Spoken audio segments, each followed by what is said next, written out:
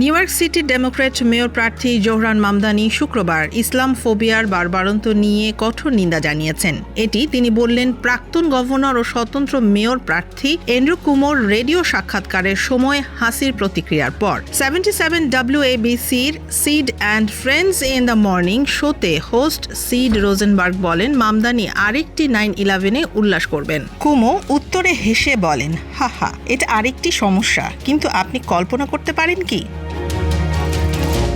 ব্রঙ্কসের Islamic cultural সেন্টারের বাইরে মামদানি বলেন কুমো, মেয়র এরিক অ্যাডামস এবং রিপাবলিকান প্রার্থী কার্টিস স্লিওয়ারের মন্তব্যগুলো শহরের রাজনীতিতে মুসলিম বিরোধী প্রবণতার প্রতিফলন। তিনি বলেন প্রতিটি মুসলিমের স্বপ্ন হলো অন্য নিউ ইয়র্কদের সমান আচরণ করা। ইসলাম ফোবিয়ার কারণে প্রায় 1 মিলিয়ন মুসলিম শহরে বাস করতে করতে নিজেদের অতিথি মনে করছেন, আর এটা চলতে দেয়া হবে না।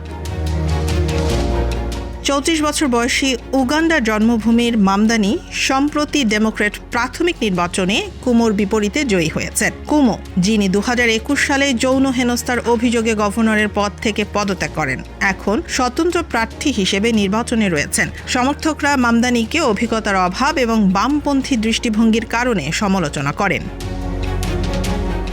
মামদানির মন্তব্য কুমোর হাসির প্রতিক্রিয়ার বিপরীতে স্পষ্ট।